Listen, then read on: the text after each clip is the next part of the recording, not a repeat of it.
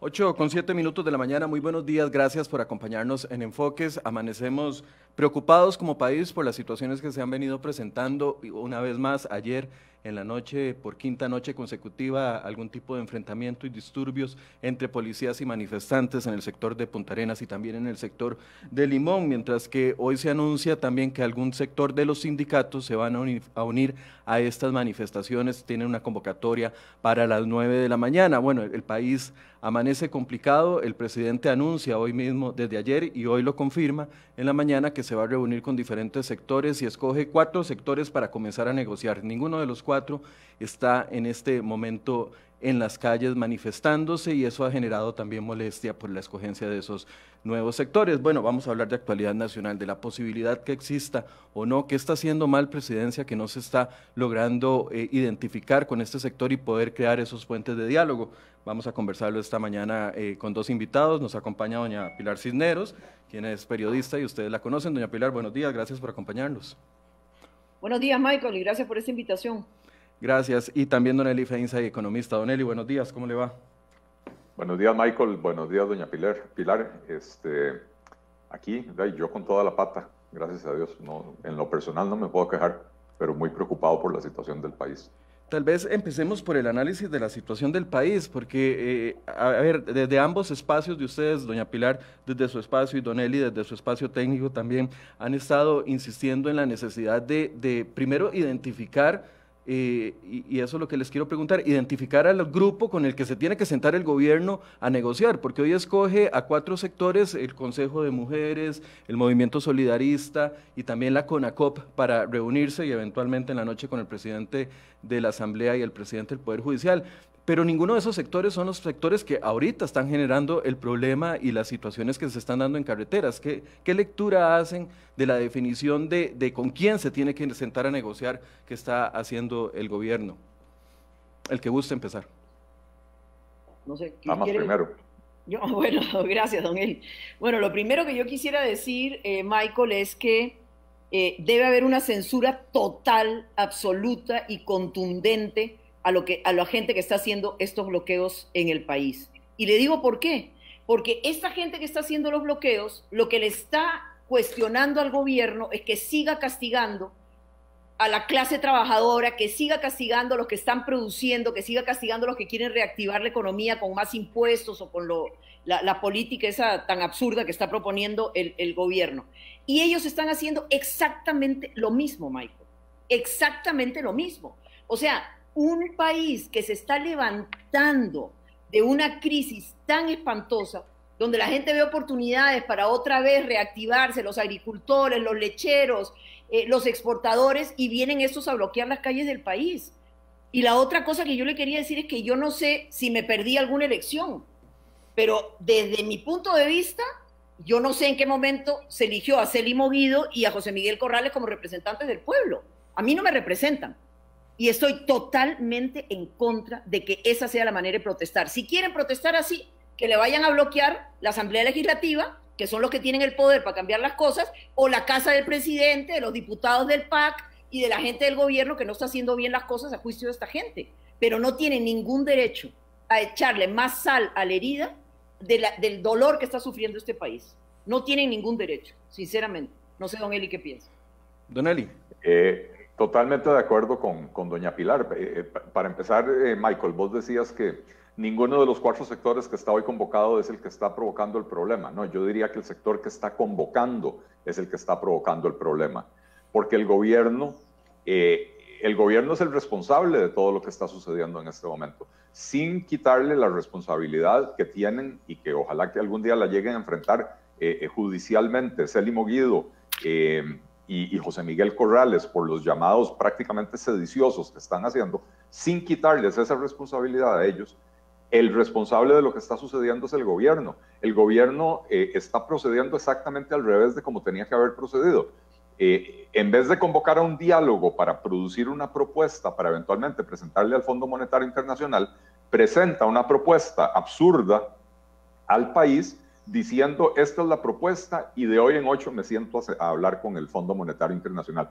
¿Cuál es el mensaje que recibimos los ciudadanos costarricenses? Al gobierno no le interesa de ninguna manera el aporte de los ciudadanos, el aporte de los diferentes sectores, no le interesa el diálogo, el gobierno tiene sus propias ideas de lo que hay que presentar, que está bien que tenga sus ideas, pero no le interesa lo que la ciudadanía piensa y por lo tanto es una propuesta, digamos, autoritaria en el sentido de lo que el gobierno propuso es lo que se le va a presentar al fondo. Entonces, el pueblo se inflama, el pueblo se pierde la paciencia y dice no más impuestos y otro montón de reclamos que no necesariamente tienen nada que ver con esa postura, se lanzan a la calle y ahora el gobierno, tratando de apagar el incendio, entonces dice que retira la propuesta y que convoca un diálogo. Bueno, para empezar, lo que convocó el gobierno no es un diálogo nacional, son reuniones independientes con diferentes sectores.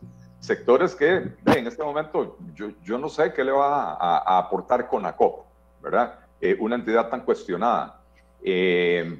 ¿Por qué darle preeminencia en este momento al movimiento cooperativo? Se va a reunir con el presidente de la Asamblea Legislativa y con el presidente de la Corte Suprema de Justicia. Bueno, maravilloso, eso lo debería de hacer todo el tiempo para tener coordinación, pero en este momento, ¿qué? ¿Verdad?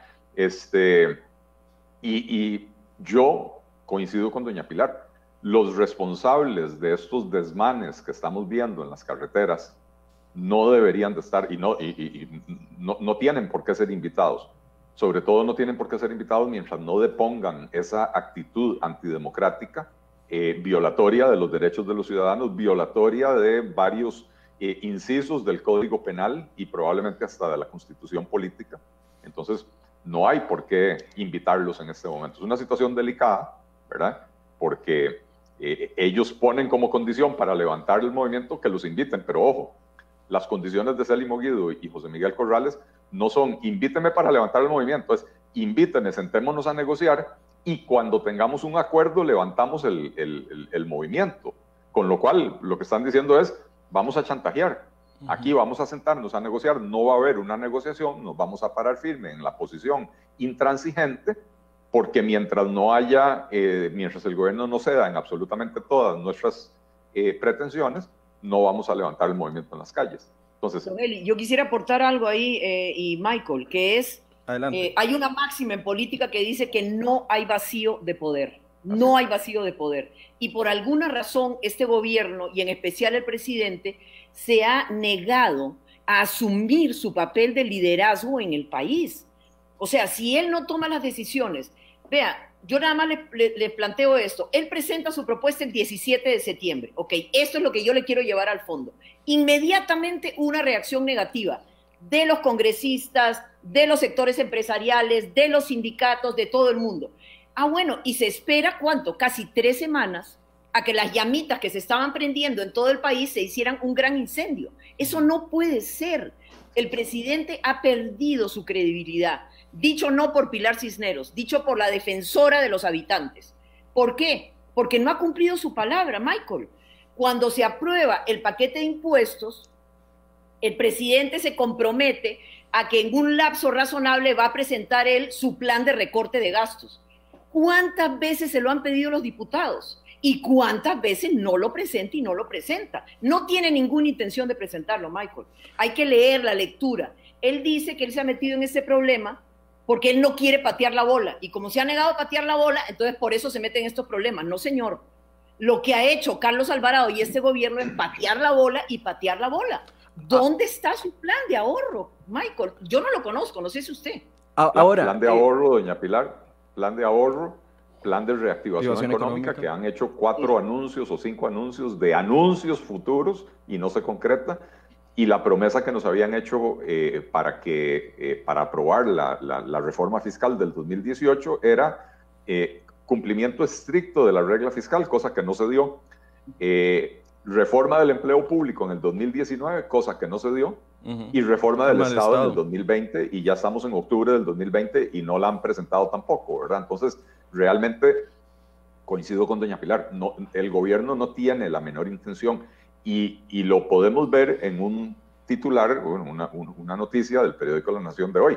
El gobierno presenta un tercer presupuesto extraordinario, donde lo que quiere hacer es gastar en gasto corriente los ahorros que pudieron obtener en la colocación de deuda. señal inequívoca de que no hay la menor intención de ahorrar. No hay posibilidad de ahorrar. Todo recurso que se logre ahorrar en cualquier lugar, inmediatamente le encuentran otro lugar donde gastarlo. Ahora, en el inmediato, ¿cuál es el pecado cometido por el presidente, aparte de esperar efectivamente 2 semanas a que la situación se comenzara a encender cada vez más y a que se saliera de control, no intervenir con antimotines durante los primeros 2 o 3 días que esto se dio, esperar? Uno le preguntaba a la fuerza pública y la fuerza pública le decía, uno le preguntaba a la fuerza pública, ¿por qué no están actuando si están bloqueando calles y eso es un delito? Nos dirigían a Casa Presidencial y ahí silencio absoluto. Aparte de eso, ¿cuál ha sido el delito a la hora de tratar de arreglar la torta, si se pudiera decir así? El domingo dice, voy a levantar la propuesta, pero lo hace muy tarde. ¿Y qué faltó ahí, además, para generar confianza? Sí, ponerle fecha, ponerle hora, ponerle rostros, con quién me voy a reunir. Si yo hubiera sido el presidente en ese momento, yo digo, mañana a las 9 de la mañana están convocados en Casa Presidencial, ta. Pero vea, Michael, perdóneme, o sea, yo no tengo nada contra CONACOP y nada contra esa comisión de mujeres, pero perdón. O sea, el país se está incendiando.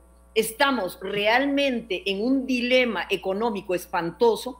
¿A usted le parece, o a los costarricenses, yo les pregunto, que esas 4 organizaciones que convocó el presidente son los que van a dar la solución y son los que tienen una voz cantante y tienen un peso en la ciudadanía costarricense? Perdón, Michael, o sea, no. Entonces yo no entiendo, o sea, realmente a mí me encantaría meterme en el cerebro del señor presidente, que además es periodista. Entonces yo pienso tal vez como periodista y me gustaría que él lo pensara también, con ese sentido de urgencia que necesita el país. Pero no, o sea, ¿dónde están, verdad? Como dice don Eli, o sea, que se reúna con los diputados, a ver cómo pueden llegar a un acuerdo, que se reúna con los grupos productivos, que se reúna con los sindicatos, que se reúna con los representantes del poder público también. Pero a mí, o sea, ¿sabe cómo lo tomo yo, Michael? Sinceramente, y me duele decirlo, como una tomadura de pelo. Pero ahora, una tomadura de pelo, que no va a ser nada más que seguir metiéndole gasolina a los incendios, ¿verdad?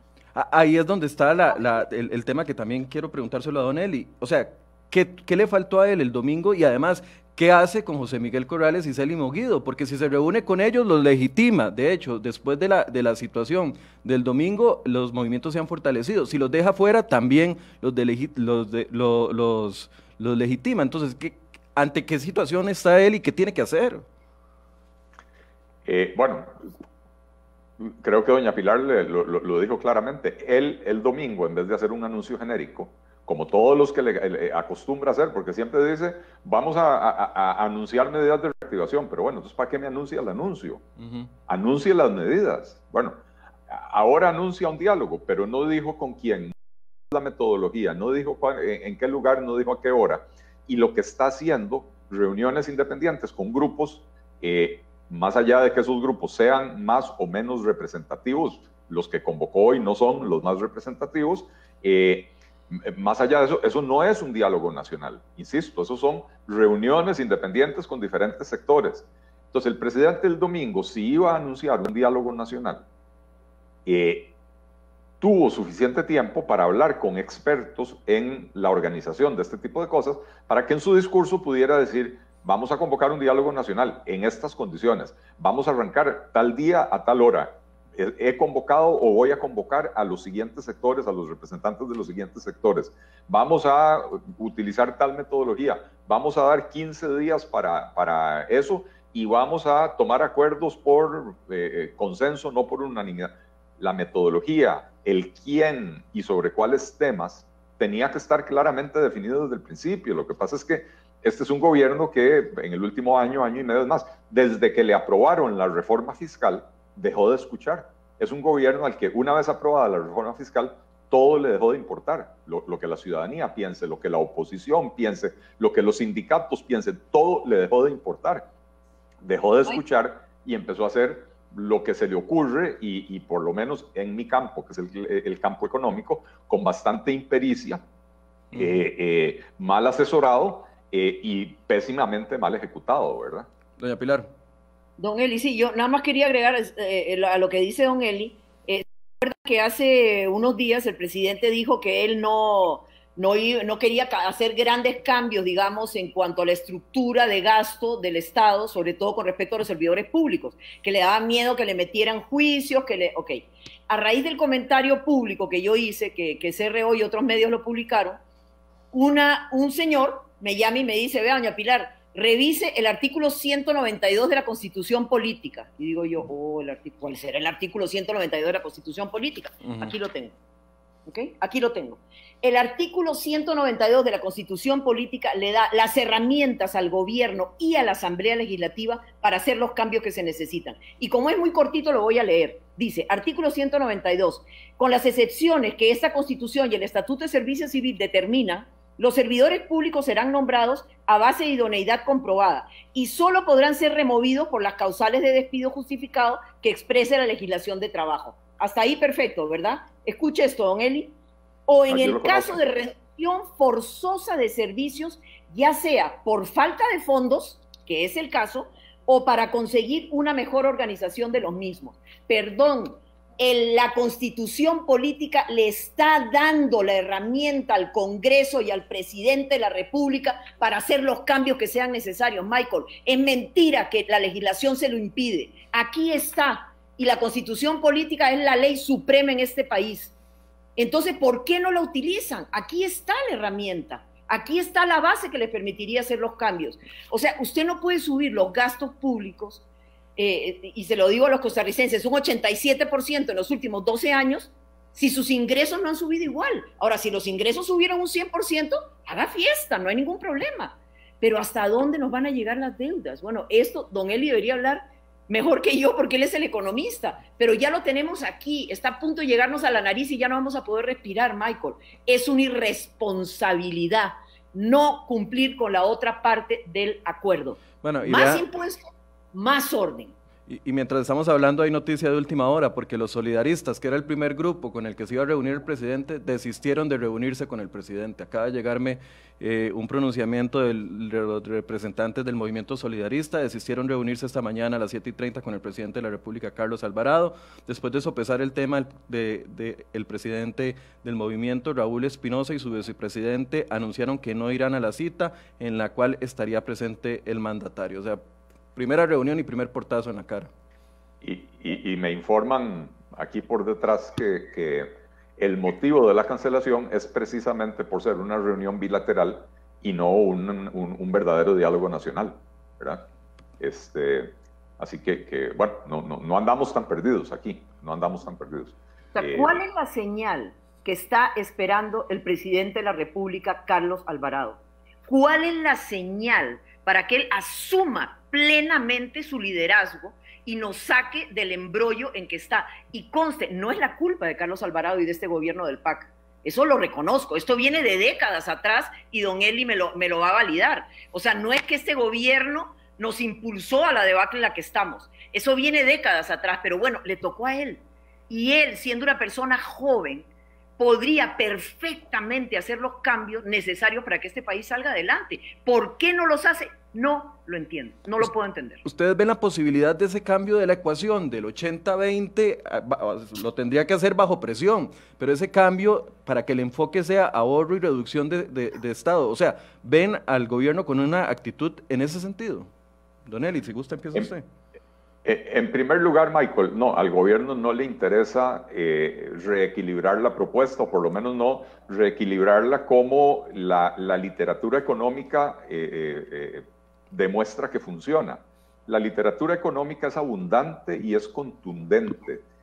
Para un país en las condiciones actuales de Costa Rica, con niveles de endeudamiento tan elevados que nos están asfixiando, y con una crisis económica, una recesión importante, el tipo de reforma que funciona está demostrado, y esto es con evidencia empírica aplicando las técnicas econométricas más avanzadas, está demostrado que una reforma que se base al menos 2/3 en reducción del gasto público, y dice al menos 2/3 partes, hasta un 80% en reducción del gasto público, son las reformas que pueden funcionar.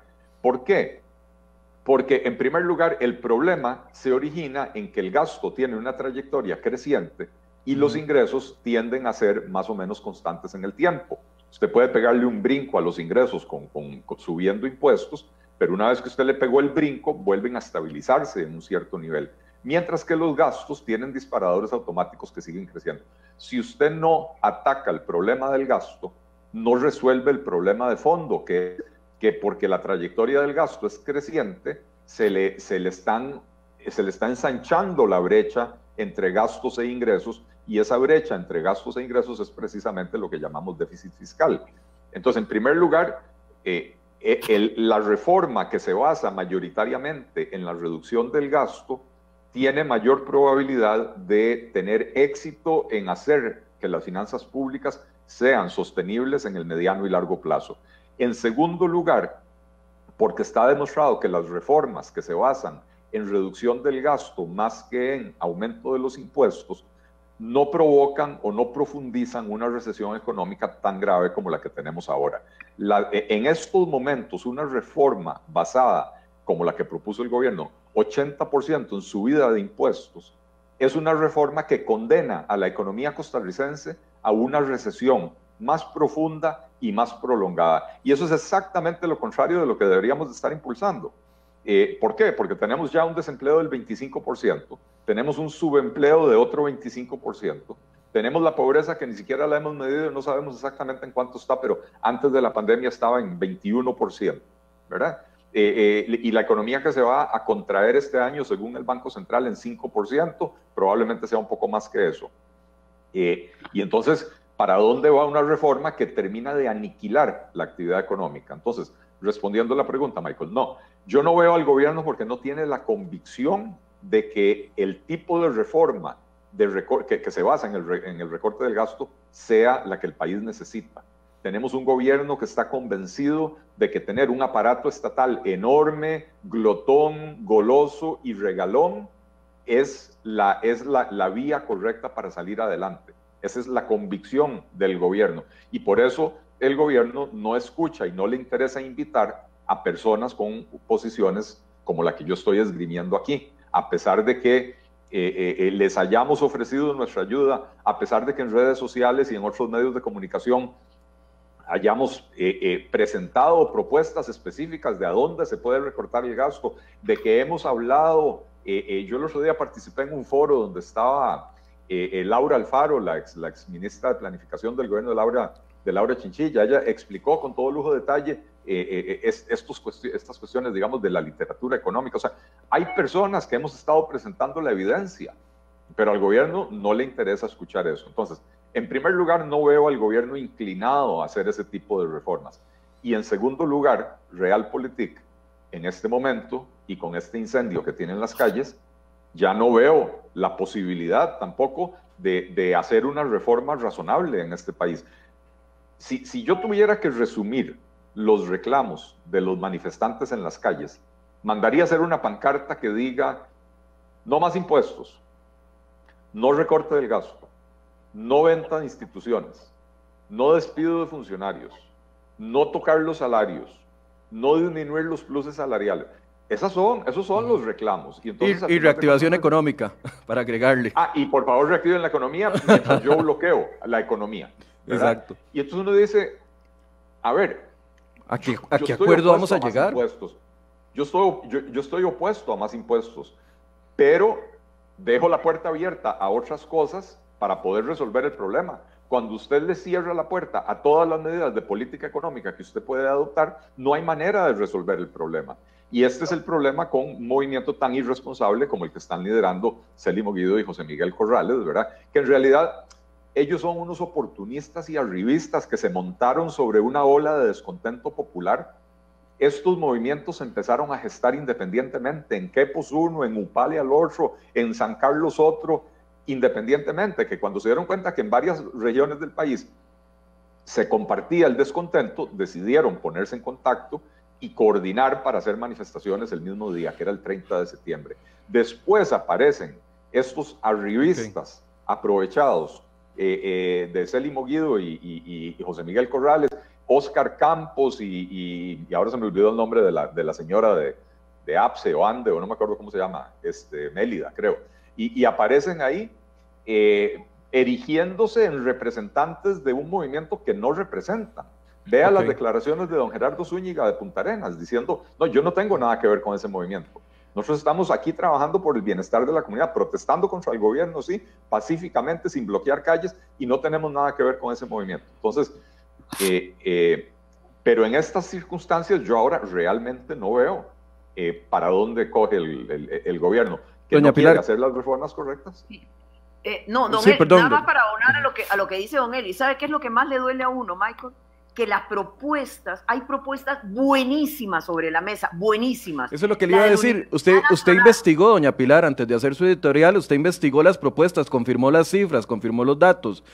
Absolutamente. Hasta el momento nadie me ha dicho que estoy equivocada en ninguno de los datos que yo puse en mi comentario. Ok, de los comentarios que usted hizo, doña Pilar, ¿cuáles cree que sean las 3 o 4 mejores propuestas que se están ignorando en este momento y que no se están tomando en cuenta? Ok, la de la propuesta de la Universidad Nacional. O sea, muy sensata, y empieza ¿con qué? Con la reactivación económica, la moratoria de deuda de intereses. Recalcan que la deuda cuesta 13.000 millones de colones diarios. ¿Cómo vamos a poder pagar eso? Combatir la evasión y la elusión fiscal, ¿verdad? La evasión del IVA, solo la evasión del IVA son 650.000 millones de colones. Jaime Ordóñez hizo un excelente artículo, se lo recomiendo que lo lea, de por qué esa propuesta del gobierno nunca iba a funcionar. Y él también propone renegociar la deuda. Leiner Vargas muy claramente dice, la economía no está quebrada, la economía lo que está es cerrada y lo que hay que hacer es abrir la economía, meterle impulso y otra vez volver a generar riqueza en el país.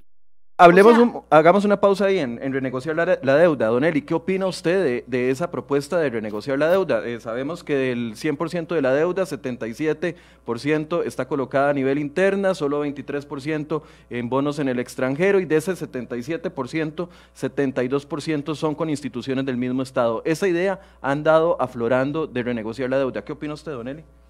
Si Argentina pudo, ¿por qué no podemos nosotros, don Eli? Que definitivamente se puede hacer una renegociación de la deuda. A ver, Argentina tiene una situación diferente, doña Pilar.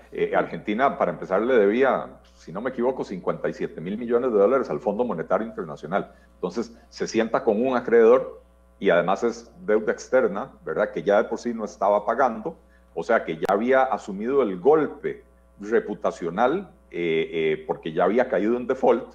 Y básicamente va al Fondo Monetario Internacional y le dice, bueno, mire, no tengo capacidad de pagar. Por eso nuestras condiciones son mucho mejores, ¿o no? Mucho mejores. Sí, pero nuestra deuda, de todos los 38.000 millones 39.000 millones de dólares de deuda, lo que se le debe a organismos multilaterales es muy pequeño. La mayoría lo tenemos con aquí, deuda interna con instituciones del gobierno, y ahora voy a hablar de eso, y después parte de la deuda externa, lo que se coloca en bonos, etcétera, con inversionistas institucionales o individuales o qué sé yo, pero es mucho más difícil esa negociación, hay que ir a buscar a cada tenedor de bonos para sentarse a hablar con ellos. Por lo mismo, entonces sí podemos negociar más fácilmente con los nuestros. O sea, sí, pero eso también tiene límites, ¿verdad? No toda la deuda interna que está colocada en instituciones del gobierno es fácilmente negociable. ¿En qué sentido? Más o menos la cuarta parte de esa deuda interna está en manos del IBM. El IBM no es plata de la caja, es plata de los cotizantes, es plata de los trabajadores. Y entonces, si usted va ahí y dice, ok, vamos a hacer una cosa, vamos a hacer, como dicen los argentinos, vamos a hacer una quita del 20%. De cada 100 colones que yo le dé a usted, yo solo le voy a pagar 80. Le voy a canjear los títulos que usted tiene, que valen 100, por títulos que valen 80. Bueno, usted quiebra el fondo de pensiones. Entonces, esa renegociación prácticamente de entrada tiene que excluir al IBM, ¿verdad? Al IBM y a los demás fondos de pensiones, porque al final de cuentas la plata del ROP, también buena parte de ella está invertida en bonos del Estado, y si matamos los fondos de pensiones para tapar el hueco del gobierno, lo que estamos haciendo es pateando el problema 10 o 15 años al futuro para cuando las personas que se van a retirar no haya plata para pagarles las pensiones. Otra parte de la deuda... Nada más una preguntita, porque una de las propuestas que a mí me parece muy interesante es coger una parte de las reservas del Banco Central, digamos que la Asamblea Legislativa autorice por una sola vez y que el gobierno se comprometa a pagarle en un plazo determinado, lo cual nos daría más o menos la misma cantidad de plata que le vamos a pedir al fondo. Eso es factible, es posible, se puede. Peligrosísimo, doña Pilar. Para empezar, las reservas del banco andan entre 8.000 y 9.000 millones de dólares. Estamos hablando que más o menos un 40% de eso es la plata que los bancos comerciales obligatoriamente depositan en el Banco Central por el concepto de encaje mínimo legal. Quiere decir que ese dinero no es del banco y el banco no puede disponer de él. Es dinero que el banco está custodiando para terceros y es dinero que garantiza la estabilidad, la liquidez de los bancos. Entonces, si usted les quita esa plata, puede provocar una corrida bancaria y problemas de quiebras masivas de bancos. Pero no va ese 40% no. Va a coger una parte nada más. No, pero vamos por partes. Hay otra parte que debe ser un 30% por ahí, que es dinero de créditos que ha asumido el gobierno, que mientras no se ejecutan, o sea, cuando ingresan y mientras no se han ejecutado, se depositan en el Banco Central. Entonces tampoco es dinero del Banco Central. Es dinero que está comprometido para proyectos para los cuales el gobierno se ha endeudado y las instituciones que prestan ese dinero o sea, ponen condiciones. Dice, usted me pidió la plata para construir X carretera, no lo puede usar ahora para pagar salarios de policías, ¿verdad? Y lo que queda, lo que son verdaderas reservas del Banco Central, debe andar por 2.500, 3.000 millones de dólares, no me hagan caso las cifras exactas, ¿verdad? Pero por ahí. Ese es el respaldo de la emisión monetaria. Eso es lo que garantiza que cuando usted llega con 600 colones a un banco, ese banco le puede entregar a usted $1 a cambio. Si usted le permite al Banco Central utilizar esos recursos para financiar el gasto del gobierno, aunque el gobierno se tenga que comprometer a pagar eso en 3 años o en 5 años, el Banco Central se queda sin su principal herramienta para cumplir con el mandato de la ley. ¿Cuál es el mandato de la ley orgánica del Banco Central? Mantener la estabilidad de precios y mantener la estabilidad de la moneda, la estabilidad cambiaria. Si usted no tiene reservas para defender la moneda de ataques especulativos, entonces en el momento en que el Banco Central firme ese crédito con el gobierno, empiezan los ataques especulativos y entonces ahí sí terminamos con un tipo de cambio de 3.000, 4.000 o 5.000. No podemos ni siquiera predecir a dónde termina el tipo de cambio porque se queda el Banco Central sin las herramientas necesarias para defender la moneda. Entonces, de todas las propuestas que yo he escuchado... Es que nada más quiero leerles 2 frasecitas porque tengo aquí a mano el artículo de Jaime Ordóñez y usted me dice en qué se equivoca. Dice, Costa Rica tiene reservas monetarias en el Banco Central por 7.500 millones de dólares. El gobierno y el Banco Central se niegan a hacer un préstamo interno al Ministerio de Hacienda de 20%, lanzando bonos al mercado interno con garantía soberana. Lo hacen muchos países europeos. El doctor William Hayden, banquero, y otros economistas han abogado por esta solución. Entonces, ¿está equivocado? ¿No es factible? ¿Sí? Está equivocado porque las condiciones financieras del Banco Central de Costa Rica no son las condiciones del Banco Central Europeo. Además de que hay un tema de registro contable donde en lo que han hecho en los últimos años el Banco Central Europeo, la Reserva Federal, no es que le prestan plata al gobierno, es que crean una especie de avales o líneas de crédito que están ahí disponibles y que se registran de esa manera, pero en realidad esa plata prácticamente nunca ha salido a circulación, a diferencia de lo que se quiere hacer aquí, que es un préstamo directo al gobierno. ¿Qué ganan estos bancos centrales haciendo estas líneas, digamos, estas líneas de crédito? Bueno, que establecen claramente que ahí los gobiernos tienen un fondo de reserva en caso de que lo lleguen a necesitar y que se puede utilizar para planes de reactivación económica, etc. Pero entonces está registrado de esa manera, pero no es dinero que sale a circular, mientras que lo que aquí se quiere poner en Costa Rica es dinero que sale a circular. Entonces, no solo está el riesgo de la estabilidad cambiaria, sino que al sacar ese dinero a circulación puede provocar muchísima inflación. Don Eli y doña Pilar, a ver, uno de los principales argumentos de quienes están manifestándose es que no haya del todo negociación con el Fondo Monetario Internacional. Esos argumentos que doña Pilar acaba de decir, yo le pregunté también a la exministra de Hacienda, doña Rocío Aguilar, y tiene una posición muy parecida a la de don Eli, en ambos temas, en el de la emisión monetaria y también en el tema de los fondos de pensiones. ¿Se puede evitar ir al Fondo Monetario Internacional? Porque en vista de las circunstancias no va a haber un acuerdo que lleve a esto. ¿Se puede ceder en ese sentido por parte del gobierno y decir no vamos al Fondo Monetario Internacional? No, eso que lo conteste don Eli. Yo no. ¿Don Eli? Don Eli se quedó pegado. Sí, uy. ¿Don Eli? Sí, no, esa pregunta sí yo no la voy a contestar, porque realmente que lo conteste un economista. Pero Michael, mientras vuelve don Eli, yo quiero decirle una cosa. Dígalo. Una de las cosas que yo recalqué en mi comentario es que ningún gobierno ha tenido un verdadero interés por cobrar los impuestos. Usted sabe muy bien que muchos economistas y analistas han dicho muy claramente que hay una evasión gigantesca en este país que podría ser el equivalente hasta del 5 o 6% del Producto Interno Bruto. Y lo que yo quería contarles, y ahí está don Eli ahorita para que conteste la pregunta, pero nada más déjenme decirles, hace 2 días salió en El País de España un artículo de una señora que se llama Raquel Buenrostro. Raquel Buenrostro es la jefe de Administración Tributaria de México, ¿okay? Esta mujer ha sido capaz, en época de pandemia, Michael, en época de pandemia, de aumentar la recaudación tributaria de México un 12%. 12%, ¿ok? ¿Y cómo ha hecho Raquel Buenrostro para lograr eso? Ha llamado a 627 grandes empresarios mexicanos que no pagaban impuestos y les ha dicho, bueno, aquí están todos los papelitos, aquí están las cosas, páguenme, porque si no me paga va a tener serios problemas. Y uno tras uno pagó sus impuestos. Quiere decir que ahí también tenemos un gran espacio, don Eli. Podemos realmente cobrar impuestos a las grandes empresas evasoras de este país. Y podemos cobrar realmente el impuesto del IVA, digamos, el impuesto de ventas.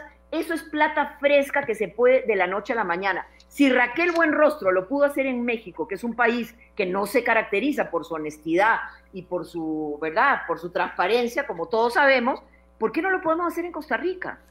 Don Eli, sobre estos dos temas. ¿Perdón? No, a don Eli, perdón. A don Eli, sobre estos dos temas. Primero, ¿se puede evitar la negociación con el Fondo Monetario Internacional? Y la otra propuesta que apunta doña Pilar. A ver, se me fue la luz en la casa y no pude escuchar el comentario completo de doña Pilar, pero... a ver, evitar la negociación con el Fondo Monetario Internacional. En sentido estricto, no es necesario o no es obligatorio ir a negociar con el Fondo Monetario Internacional. El país podría hacer las reformas que necesita hacer sin el concurso externo, digamos, sin el concurso del Fondo Monetario Internacional. El monto de dinero que el Fondo nos va a prestar es un monto relativamente pequeño, ¿no? $1,750 a lo largo de 3 años. Es una fracción mínima de lo que el país necesita, de lo que el gobierno necesita. Sin embargo, desde una perspectiva práctica, el convenio con el Fondo Monetario Internacional es, ¿cómo lo puedo decir? Es ineludible. ¿Por qué? Porque para salir de la situación en la que estamos, el gobierno efectivamente necesita acceder a recursos en condiciones relativamente blandas para sustituir buena parte de la deuda que tiene con deuda más barata y a más largo plazo. Es decir, ablandar las condiciones del endeudamiento. ¿Por qué esto es crucial? Bueno, esto es crucial porque en el presupuesto de la República, el 42% de los recursos se destinan al servicio de la deuda, pago de intereses y amortización de la deuda. Y entonces nos está quedando muy poquito dinero dentro del presupuesto de la República para hacer lo que uno espera que el gobierno haga: pagar los salarios de los policías, construir carreteras, escuelas, pagar salarios de maestros, programas de ayuda social, etc. Entonces, si no reducimos la factura de intereses, no vamos a poder mejorar esta situación del país. En ese sentido, necesitamos el acceso a los recursos. no tanto los que nos presta el fondo, sino los que podemos acceder en condiciones blandas una vez que tengamos el sello de garantía de tener un convenio con el fondo. ¿Y por qué es importante ese sello de garantía? Que es el segundo punto. Porque Costa Rica históricamente ha demostrado que no está dispuesta a hacer las reformas estructurales que necesita hacer si no es con compromisos que asume internacionalmente. En el 99 se intentó hacer la apertura del mercado eléctrico y de telecomunicaciones. El pueblo lo rechazó, hubo que echarse para atrás. Entonces después, un compromiso en el TLC permitió abrir los mercados de telecomunicaciones y seguros. Una serie de reformas que se habían venido posponiendo para entrar a la OCDE, la Asamblea Legislativa terminó aprobando, no me acuerdo, 14 o 18 leyes que de otra manera no hubieran pasado. Entonces, los mercados internacionales, las entidades y las instituciones y las personas que estarían en condición de prestarle recursos al gobierno de Costa Rica, no creen que el gobierno de Costa Rica va a hacer esas reformas, a menos de que sea bajo el compromiso de cumplir con el Fondo Monetario Internacional. Entonces, por esos dos motivos, aunque teóricamente no es, digamos, indispensable, prácticamente sí es indispensable tener el acuerdo con el Fondo Monetario Internacional. Insisto, no es por la cantidad de dinero que nos da el fondo, es por, ¿cómo se llama?, por ese elemento de credibilidad que nos da tener ese sello de garantía. El otro tema lo planteaba doña Pilar. Respecto a la evasión. Ajá. No sé si doña Pilar quiere repetirle a don Eli lo que usted afirmaba de la evasión, porque él no le escuchó. Don Eli, hace 3 días el diario El País de España publicó una nota. ¿La vio? Escuché lo que usted dijo de esa funcionaria, o sea, una sola funcionaria pública con suficiente poder y con instrucciones muy claras del gobierno logró subir la recaudación fiscal en México un 12%, don Eli. Usted sabe lo que eso significa. Llamó empresario por empresario, empresa por empresa y le dijo o paga o paga. Y la gente empezó a pagar. Usted sabe que eso es difícil, pero no es imposible. Y si el gobierno realmente quisiera, pone en jaque a todas esas empresas, empresarios, comercios, etcétera, que no pagan sus impuestos y pagan. Es dinero fresco. ¿Usted sabe lo que es un 12% aumentar la recaudación de un país como México, don Eli? A ver, en el tema de evasión hay muchísimas cosas que se pueden hacer y ciertamente apretar a los evasores que están identificados es una de ellas, ¿verdad? Y yo nunca he entendido por qué los gobiernos sucesivamente no lo hacen. Ahora, también en el tema de evasión hay un montón de información que circula que no es necesariamente correcta, ¿verdad? Aquí la gente habla de los grandes evasores y tenga la seguridad, doña Pilar, que los hay. Hay grandes evasores en este país, pero no perdamos de vista que el Ministerio de Hacienda tiene una oficinita que se llama Oficina de Grandes Contribuyentes, en la cual tiene matriculadas a más o menos 500 empresas. Y esa oficinita le reporta al Ministerio de Hacienda 2/3 partes de todo lo que recauda. Ha salido información de que algunas corporaciones o holdings declaran en cero, pero resulta que cuando uno va y ve, digamos, a veces hay una organización sombrilla que debajo de la sombrilla tiene otro montón de organizaciones.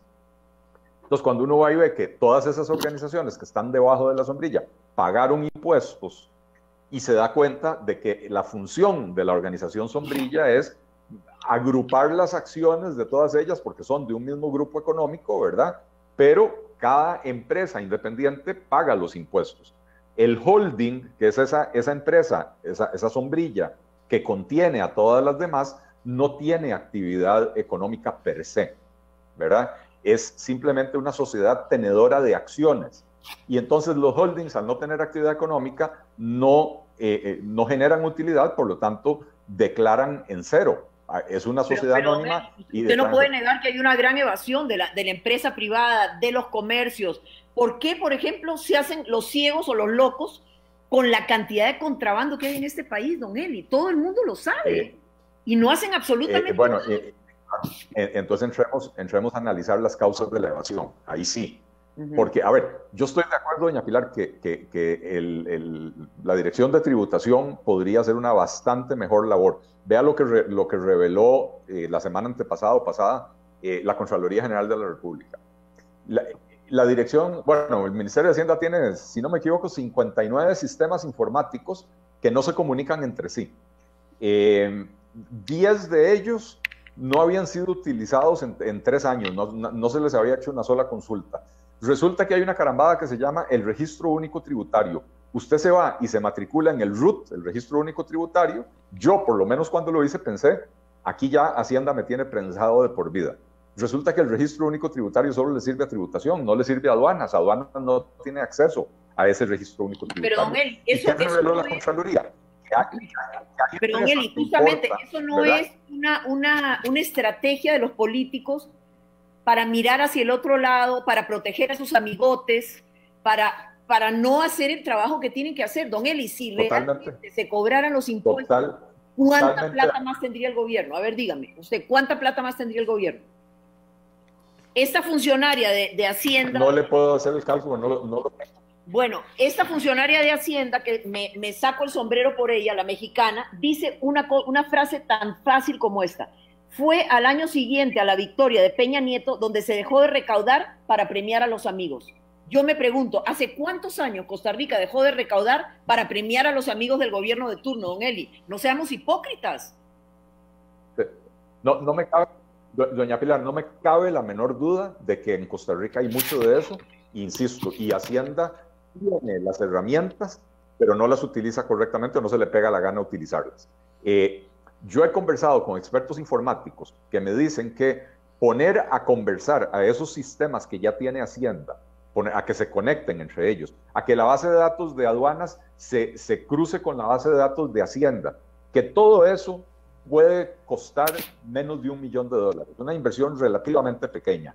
Pero aquí nos vienen rodando con el cuento de la evasión.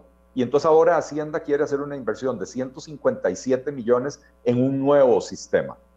El problema no es el sistema informático, doña Pilar. El problema, nuevamente, ahí sí estoy totalmente de acuerdo con usted, el problema es político, el problema es de gestión del ministerio. No hay una orden clara y específica de poner toda esa información que tiene Hacienda, que es una información riquísima que tiene Hacienda, de utilizarla para reducir la evasión, para detectar. ¿Cómo puede ser que usted tiene personas que están haciendo importaciones por decenas de miles de millones de colones, pagan el IVA en aduanas y no están inscritos para pagar renta? Eso es un problema estrictamente del Ministerio de Hacienda. O reciben beneficios aduaneros estando morosos. Exacto. Como lo dijo la Contraloría, 177 mil millones tirados a la basura porque no se lo merecían. Correcto. Exacto. O sea, entonces vamos a las causas. El cuello a los trabajadores, cobrarles esos impuestos, ¿verdad? Pero no hacer el trabajo que tiene que hacer cualquier gobierno, don Eli. Es que no hay derecho. No hay derecho. Pero estoy... No, o sea, si yo fuera el administrador de este país, administrador, no digo ni presidente, ¿a dónde voy a meter mis recursos? Hacienda. ¿Y por qué se los voy a meter a Hacienda? Porque Hacienda me va a devolver con recontracreces lo que yo le meto a Hacienda. Ah, pero a nadie le interesa. Porque los amiguitos están... No, doña Pilar. No, doña Pilar. Si usted le mete un sistema informático nuevo a Hacienda y no cambia la cultura de Hacienda, no cambia las instrucciones de Hacienda, lo que va a hacer es botar la plata de ese nuevo sistema informático. Por eso yo insisto tanto, vamos a la raíz del problema. ¿Por qué cree usted, doña Pilar, que en Costa Rica tenemos un sistema tributario tan complejo? En Costa Rica tenemos 105 impuestos, en octubre del 2017 teníamos 105 impuestos. Con la reforma fiscal se creó impuesto a las rentas de capital, impuesto a las ganancias de capital, el impuesto de ventas se convirtió en IVA, se incluyó a todos los servicios que antes no pagaban ventas, etc. O sea, en octubre del 2017 había 105 impuestos. Hoy debemos andar cerca de 110 impuestos vigentes en el país. Hay también un estudio, ahora no preciso el año, pero de la década pasada, en Costa Rica hay 1.300 exoneraciones. Doña Pilar, usted sabe mejor que nadie que esa complejidad es caldo de cultivo para la corrupción y en este caso es caldo de cultivo para la evasión y la elusión. Entonces, si usted no arregla el problema de fondo, echarle más plata a sistemas digitales en Hacienda, etcétera, no le va a resolver el problema de la recaudación. Es que en Costa Rica creemos que invertir más en Hacienda, como hicimos con la educación, echémosle más plata a la educación, porque esa es la receta para mejorar. Y vea lo que pasó, doña Pilar. Pasamos del 4% del PIB al 8% del PIB y los indicadores de calidad de la educación han venido en caída, ¿verdad? Entonces, no es un asunto de echarle más plata. Es un asunto de que si usted cierra Portillos, ¿cómo hace para cerrar Portillos? Bueno, analicemos datos. De los más de 105 impuestos que hay en el país, 5 recaudan el 90% de todo lo que recauda Hacienda. Por eso hay que concentrarse en esos 5. Si usted tiene esa relación, hay que concentrarse en esos 5. Hay que eliminar los otros 100. Totalmente de acuerdo. Hay que eliminar por lo menos 90 o 95 de los otros 100 y todos esos recursos que hoy Hacienda destina a administrar impuestos que no le recaudan prácticamente nada, los podría destinar a administrar los impuestos que sí le recaudan. Y entonces, cualquier auditor, cualquier fiscalizador de Hacienda que anda persiguiendo el cumplimiento de impuestitos que no generan nada, pero que sí le imponen una carga pesada al contribuyente, elimine ese impuesto y a esos funcionarios póngalos a auditar y a fiscalizar renta, IVA, combustibles y los impuestos que sí le dejan a Hacienda. Entonces, elimine la enorme mayoría y elimine la enorme mayoría de las exoneraciones. Porque en Costa Rica, al final de cuentas, tenemos un problema serio y es, tenemos muchos impuestos, las tasas de esos impuestos son muy altas y además los pagan muy pocas personas. Vea estas cifras, doña Pilar, ¿a usted le gustan las cifras? Aquí nos podríamos quedar toda la mañana analizando eso y yo creo que ese no es el punto. El punto es que este gobierno y los otros gobiernos para atrás han fallado terriblemente al pueblo costarricense en hacer su trabajo cobrando los impuestos que tienen que cobrar. Si realmente los hubieran cobrado, no tendrían tanta necesidad de nuevos impuestos y de más dinero y de seguir ahorcando al trabajador medio y a la gente que realmente aporta a la economía. O sea, hay que admitir que la clase política no ha tenido ningún interés en cobrar bien los impuestos. Y ahí... Sí, adelante, termine la idea, doña Pilar, perdón. No. Y ahí entonces venimos con otros ejemplos también, como por ejemplo las pensiones de lujo, ¿verdad? Entonces nos damos el lujo de gastar 750 mil millones en pagar pensiones a gente que nunca cotizó para ellas. Eso es un robo legalizado, perdón, pero es un robo legalizado. Y los magistrados ahora salen a decir, no, hay que pagarles esos 29 días a estos pensionados de lujo, porque resulta que hay una ley desde 1998 que le pone un tope absoluto a las pensiones de 2.7 millones. ¿Cómo es que seguimos aprobando hoy pensiones de 8 millones y de 7 millones? Para los magistrados, para los exdiputados, para los exembajadores. ¿Qué hipocresía es esa? O sea, ¿cómo es posible que el gobierno que necesita plata, don Eli, no impulse el proyecto de su ex ministro de la presidencia y de su diputado Víctor Morales? Ah, no, muy conveniente, en las sesiones extraordinarias no lo convoca. ¿Y qué es lo que pasa, don Eli? Que ya la Asamblea Legislativa... ¿Y qué me dice, doña Pilar? La Asamblea Legislativa, que se había portado tan bien en estos 2 primeros años, ya está totalmente politizada. Ya están pensando en las próximas elecciones y ya no tienen la misma apertura para ayudar al país a salir de la crisis. Entonces todo se enreda, don Eli, todo se enreda. Doña Pilar, pero totalmente de acuerdo. En el tema de las pensiones, usted ha descrito el panorama. El problema, doña Pilar, y es el mismo problema que tenemos con la evasión, es que tratamos de crear parches. Entonces, en los últimos 5 o 6 años, se han aprobado no una, varias leyes que le imponen una contribución, ¿cómo le llaman? Contribución social, un impuesto al excedente de las pensiones, pero no se resolvió el problema de fondo. El problema de fondo es que usted que tiene ahí la Constitución a mano, porque yo, ahí se me fue la luz y entonces estoy usando el teléfono para tener esta conversación y no puedo hacer consultas. La Constitución política establece, no me acuerdo el artículo, que hay un régimen de pensiones para todos los trabajadores, ¿verdad? Y que ese régimen de pensiones es el que administra la Caja Costarricense del Seguro Social. Y entonces seguimos teniendo distintos regímenes de pensiones que son los que crean las pensiones de lujo, el del magisterio, el de bomberos, el del Poder Judicial, etc. Entonces no hemos atacado el problema en la raíz. ¿Cómo se resuelve el problema? Haciéndole caso a la Constitución política, eliminando la obligación que tiene el Estado costarricense con todos estos regímenes de pensiones que no son el régimen de pensiones constitucional del que habla la Constitución política. Porque, ¿cómo se sostiene el régimen de pensiones del Poder Judicial? ¿Cómo se sostiene el régimen de pensiones del Magisterio? Ojo, los trabajadores del sector del Poder Judicial y los trabajadores del Magisterio aportan de su salario un porcentaje mucho mayor que el que aportamos las personas que estamos en el IBM.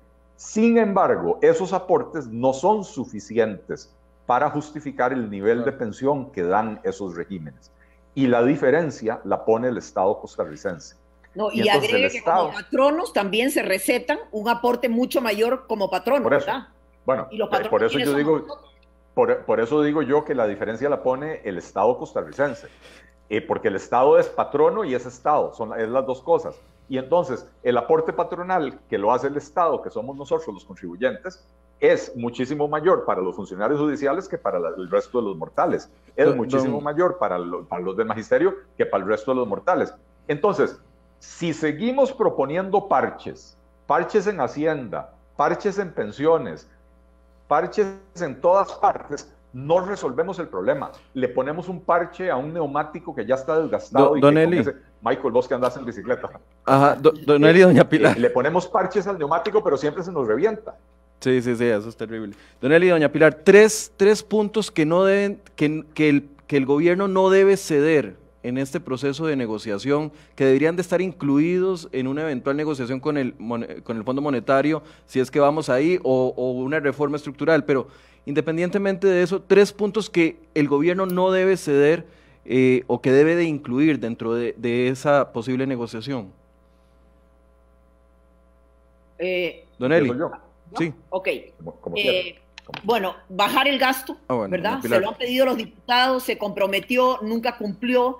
Hace poco, Michael, Pilar Garrido, la ministra de Planificación, dice que estaba muy contenta porque están trabajando en un gran plan integral de reforma del Estado que va a bajar el gasto en 0.25% del PIB. En esta situación en la que tenemos, eso es como si usted me dijera, Michael, tengo una deuda de $100 millones y estoy muy contento porque he decidido que voy a regalar el perro y me voy a ahorrar la bolsa de comida que le compro todos los meses al perro. O sea, 0.25 del PIB, por favor. O sea, definitivamente hay que tener un compromiso para reducir los gastos del Estado. No podemos seguir viviendo a base de más impuestos, más entradas y seguir la fiesta con el gasto. Eso es definitivo. Ok, número 1, recorte de gasto. Sí, o sea, un reordenamiento total, digamos, de cobrar impuestos. No, mi segunda sería cobrar los impuestos como tiene que ser, definitivamente. Y mi tercera sería eliminar todos los disparadores del gasto que son absolutamente ilegales. O sea, pluses, repluses, recontrapluses, pensiones de lujo, o sea, ¿a cuente qué? O sea, ¿por qué en una convención colectiva se pueden aprobar esas barbaridades que después todos tenemos nosotros que pagarlas? Esos pluses deberían ser aprobados por leyes, no por una junta directiva, por una convención colectiva. Entonces, sí, claro, por decirle algo, los empleados de Recope gastan 60 y pico millones de colones al año porque a todos los hombres trabajadores de Recope les pagan para que les hagan el examen del antígeno prostático para ver si tienen cáncer o no tienen cáncer. Oye, ¿no tienen seguro de la Caja Costarricense de Seguro Social? ¿Por qué vamos a tener que pagar 68 millones para que se lo hagan en un laboratorio privado? Y eso es solo un ejemplo, Michael. Entonces, esos serían mis 3 puntos, definitivamente. Y si se hace eso, el país sale adelante, Michael. Tenemos que repensar la caja en la cual hemos venido estando durante los últimos 50 años que nos ha metido en este enredo. Hay que pensar diferente, hay que hacer las cosas diferentes si queremos un resultado diferente. Esa es mi propuesta. Don Eli, sus 3 puntos.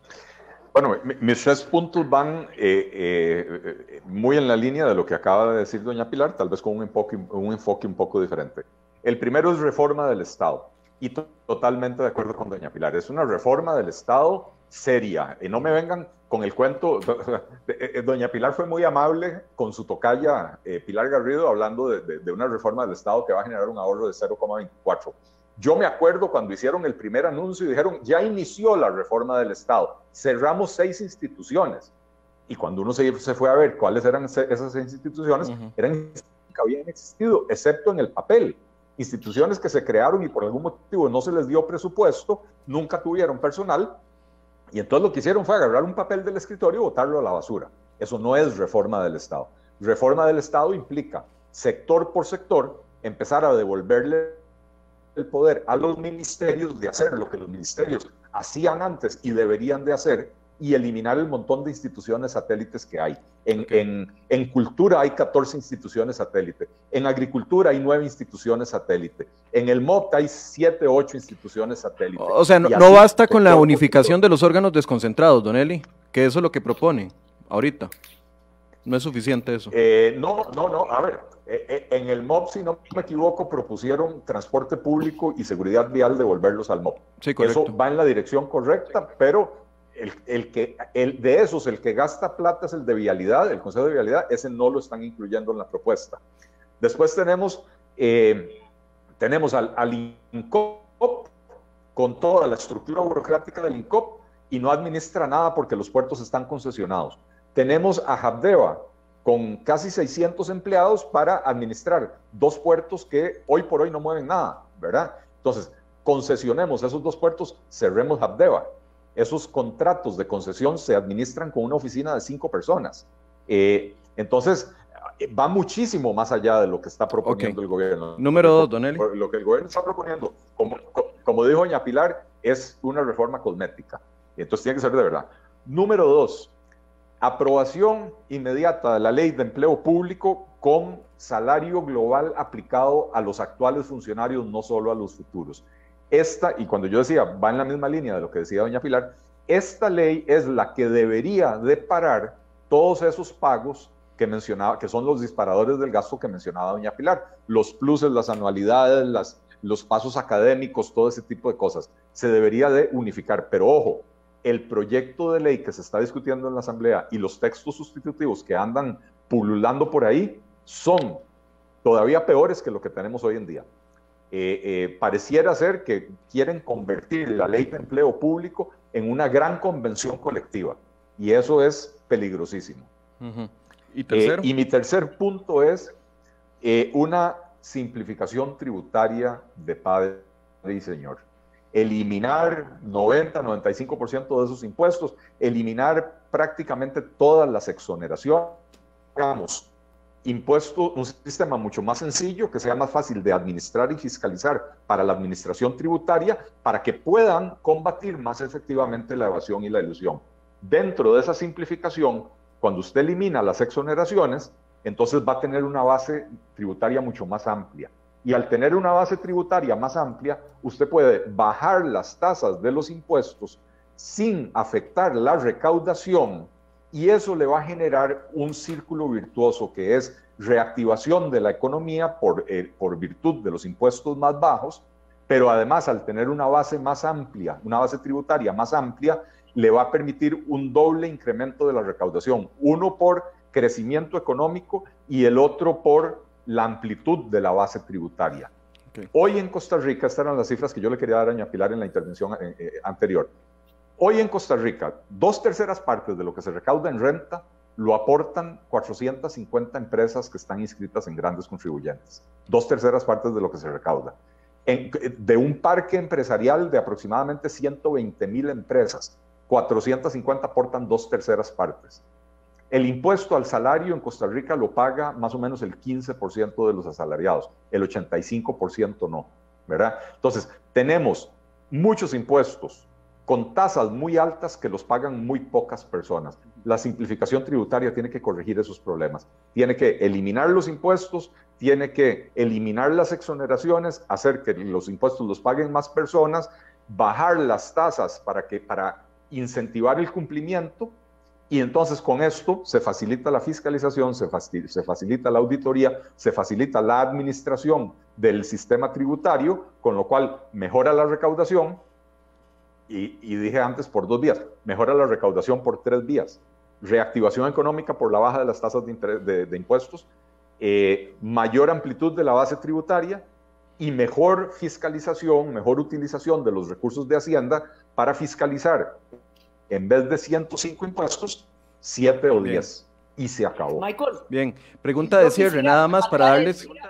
Sí, yo nada más quisiera recalcar señora. esto. Este artículo 192 de la Constitución Política, que lo tengan en cuenta, aquí está la herramienta que necesita el gobierno para hacer la transformación que este país necesita. No tienen que inventar nada, ya está inventado. Ya nuestros constituyentes lo inventaron y le dan la herramienta para hacerlo, porque no tenemos fondos y necesitamos organizar mejor nuestro Estado. Entonces, eso a mí me parece que es muy importante, Michael. Sí, señora. Pregunta de cierre y un par de minutos para que puedan hacer una conclusión. Pregunta de cierre es, ¿qué debe hacer el gobierno en este momento para recuperar credibilidad? ¿Qué tiene que hacer don Carlos Alvarado? Algunos decían, tiene que renovar su gabinete en este momento, tiene que cambiar a su equipo económico. ¿Qué opinan ustedes dos? Y un minuto para que puedan hacer también un cierre de una conclusión global. No sé si quién gusta empezar, doña Pilar, si gusta usted. Si quiere, sí. O sea, yo lo que le diría a don Carlos Alvarado es, asuma su liderazgo. Usted se lanzó a presidente de la República para conducir a este país a un mejor destino. O sea, no puede ser que estemos en este problema básicamente por la inacción del gobierno, por la falta de credibilidad y por su sentido de, o sea, lo que quiere es patear la bola y no asumir su responsabilidad. Pero Michael, antes hemos tenido un jueguito, de verdad, todavía podíamos avanzar y retroceder en la cancha. Yo siento que ahora ya no. O se hace, por eso yo en mi comentario lo dije, ahora o nunca. Entonces yo siento que Asamblea Legislativa y Poder Ejecutivo tienen que conversarse, tienen que hablarse y hay que tomar las medidas que hay que tomar. Dolorosas, sí, pero al final ese va a ser el remedio que nos va a sacar de la enfermedad, Michael. Entonces, esa es el gobierno tiene que asumir un liderazgo. ¿Cómo va a ser posible que este movimiento cooperativo hasta se dé el taco de decirle al presidente, ¿sabe qué? No me interesa, no me siento con usted. Perdón, ¿qué clase de fuerza, qué clase de liderazgo y qué clase de credibilidad tiene para que hasta lo desprecien sentarse en una mesa de negociación? No, hay que llamar a los actores que realmente tienen voz, voto y posibilidades de arreglar en este país. Y la otra cosa que quería decir es que a esos que están bloqueando las calles, piensen como costarricenses, piensen en su país y piensen en el daño que le están haciendo a la gente en la calle.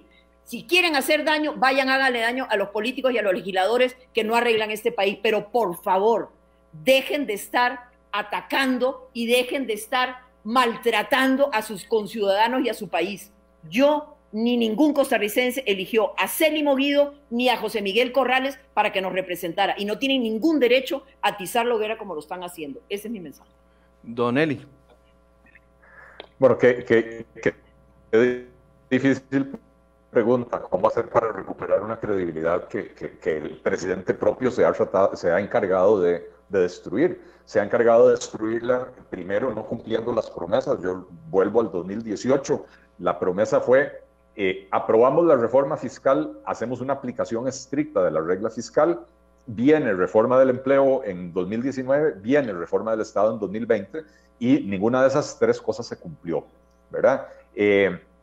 Y además el presidente lo agrava con sus ausencias. El presidente se desaparece, deja que las cosas sucedan sin su intervención, pareciera que no está interesado en el asunto. Como decía doña Pilar al principio del programa, deja que estas manifestaciones se hayan salido de control 2 o 3 semanas en vez de liderar y tratar de parar esos bloqueos desde el puro principio. Era evidente, Michael, que la población costarricense rechazó desde el primer día la propuesta del gobierno. No hacía falta llegar a tener bloqueos para darnos cuenta de eso. 46 de 57 diputados le habían dicho al gobierno, esto no va así, ¿verdad? Y los otros 11 son los del propio gobierno y el Frente Amplio. Bueno, el del Frente Amplio creo que también estaba opuesto. Realmente, ¿cómo hacer para recuperar esa credibilidad? Yo no le tengo una receta en este momento al gobierno. Yo no le puedo decir al presidente, cambie el gabinete, porque francamente, Michael y doña Pilar, ¿quién en su sano juicio le va a aceptar ahora un puesto al presidente a año y medio de terminar el gobierno cuando veamos los ejemplos, los ministros que se atrevieron a hablar y a advertir de la situación o a decir no, lo que se está queriendo hacer es incorrecto, don Rodrigo Chávez, don Luis Adrián Salazar en Ciencia y Tecnología, que levantó la voz cuando querían quitarle la plata a Fonatel para regalitos, quién sabe de qué naturaleza, Dialá Jiménez en Comex, cuando le quisieron quitar el manejo de la situación de OCDE, una vez que ya se había logrado el éxito, para pasarlo a Cancillería, para que los de Cancillería puedan viajar cuando se levanten las restricciones de viaje internacional, ¿verdad? ¿Esos ministros a dónde están? Los ministros ya están en la calle, no están en sus puestos. El que se atreve a hablar y a llevar una posición contraria a la doctrina imperante en el gobierno, va para afuera. Entonces, ¿quién le va a aceptar un puesto? Entonces, en este momento el presidente lo que debería hacer es convocar a ciudadanos ilustres que hayan demostrado que tienen propuestas realizables, propuestas practicables, juntarlos, elaborar un documento en común con una propuesta para ayudarle al gobierno a salir de esa situación, pero ojo, no puede ser una comisión de notables. De comisiones de notables está empedrado el camino a Zapote, ¿verdad? Porque todos los años crean comisiones de notables y los resultados se los pasan por el fondillo, si me permite la expresión. Esto tiene que ser una cuestión que involucre no hacer las propuestas, sino que de una vez involucrado ahí la negociación política. Representantes de los partidos políticos, de los diputados, del Poder Judicial, de quienes tienen que tomar decisiones y de quienes tienen que validar esas decisiones eventualmente. Bien. Y esto con sentido de urgencia. No podemos simplemente patear la bola, como dice don José Miguel Corrales, con la irresponsabilidad que lo caracteriza. Comprométase a no ir al Fondo Monetario Internacional en este gobierno. No, señor, el problema hay que resolverlo ahora. Para venir a proponerme que pateemos la bola para que el problema le quede al siguiente gobierno, para eso ya había suficientes irresponsables en el panorama político para que él viniera ahora a salirse de las catacumbas. Bien, muchas gracias doña Pilar por habernos acompañado hoy en Enfoques, don Eli Feinstein por habernos acompañado también, muchas gracias a los dos. Michael, ¿usted me daría 30 segundos de sobretiempo? Sí, adelante. Nada más es es que alguna gente, yo no tengo redes sociales, yo soy un bicho raro, ¿verdad? Mi única red social es WhatsApp. O sea, usted no ha visto la cantidad de reproducciones que tiene su video. No, Silvia me manda los reportes, pero yo no lo veo porque no tengo redes sociales, no tengo ni Instagram, ni Twitter, ni Facebook. Ok, alguna gente está sugiriendo que si alguien me pagó para que yo hiciera ese comentario. ¿Le pagaron? Vea, no, mi conciencia no tiene precio. Y si durante 42 años de ejercicio profesional no vendí mi conciencia, la voy a vender ahora que ya estoy pensionada. O sea, por favor, yo investigué personalmente todas y cada una de las palabras que yo puse en ese comentario. Yo lo hice, yo lo redacté y yo lo grabé. Y yo pagué $300 para alquilar un teleprompter para poderlo leer como yo lo sé leer en mis 22 años de experiencia en televisión. Y pagué 30,000 colones para que me maquillaran, para quedar más o menos no tan viejita como ya estoy. Pero, o sea, yo a esa gente quiero decirle, por favor, o sea, nada que ver.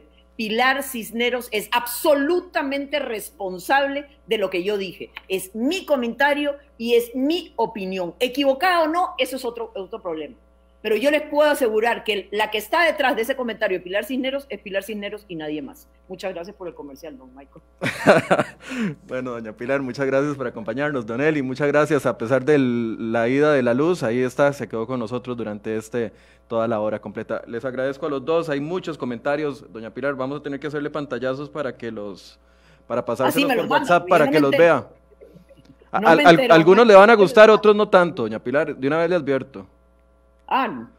Vea, o sea, ojalá uno fuera un billete de $100 para caerle bien a todo el mundo. No, y yo puedo estar equivocada, no importa. Lo importante es poner sobre el tapete, Michael, la gravedad de la situación del país, claro, y tratar de buscar alternativas que nos sirvan a todos como país. Ese es el objetivo. Bien. O sea, meter pensamientos, ideas y que se discutan y que se aprueben las mejores y que salgan las mejores. pero hagamos algo, Michael, hagamos algo por el país. Este país bien merece la pelea y bien merece la lucha. Bien, muchas gracias a los dos. Totalmente. Muy buenos días, gracias a ustedes por su compañía y mañana a las 8 vamos a seguir con otras voces generando opinión sobre este tema, así que les agradezco mucho su compañía. Muy buenos días.